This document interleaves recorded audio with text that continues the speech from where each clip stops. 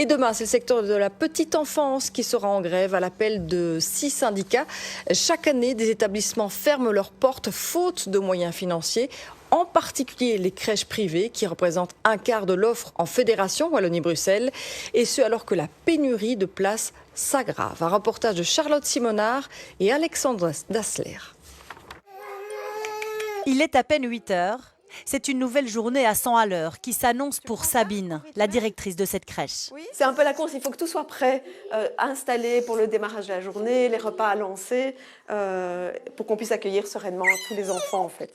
Accueillir, écouter les parents. Il a assez bien mangé. D'accord.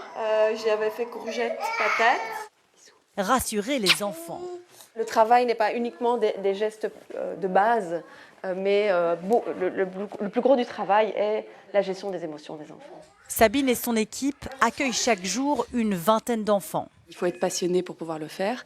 Il y a plusieurs choses aussi qui font qu'on reste et qu'on est motivé de rester. C'est le lien qu'on crée avec nos bébés, qu'on crée aussi avec les parents.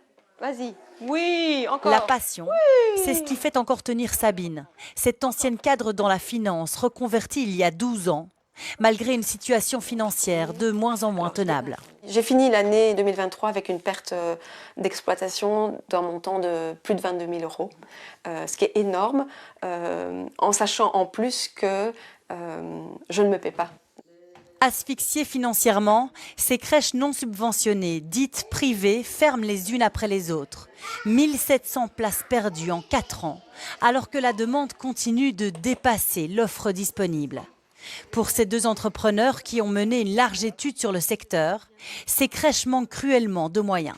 Elles sont toutes en fait en une sorte de quasi-faillite virtuelle. En fait. Quand on regarde le montant dont ces crèches disposent par place par an pour vivre, pour payer les péricultrices, le bâtiment, les charges et autres, elles disposent plus ou moins de 10 000 euros par place par an. Là où une crèche subventionnée communale a 23 200 euros. Donc bien plus du double.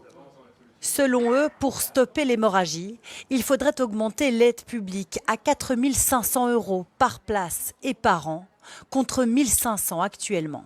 Il va non seulement permettre de sauver toutes les places qui aujourd'hui disparaissent à vitesse grand V, mais aussi de créer un cadre qui va permettre à de nouvelles crèches de s'ouvrir. Parce qu'en fait, des femmes qui ont envie de lancer une crèche, il y en a. Mais aujourd'hui, si elles font un petit calcul, elles se rendent compte très vite que ce n'est pas raisonnable, que ce n'est pas réaliste de se lancer.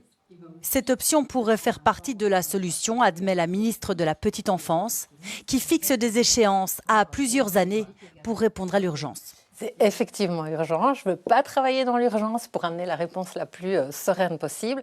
La ministre lance une task force chargée de trouver des solutions d'ici l'année prochaine. Je voudrais mener une étude sur les différentes formules qui sont sur la table ici au niveau de la viabilité économique des milieux d'accueil pour pouvoir demain amener, au travers de l'appel à projet de 2026, les formules qui soient les plus viables d'un point de vue économique. La ministre promet 5 000 places supplémentaires d'ici 2030. Il en manque 16 000 aujourd'hui.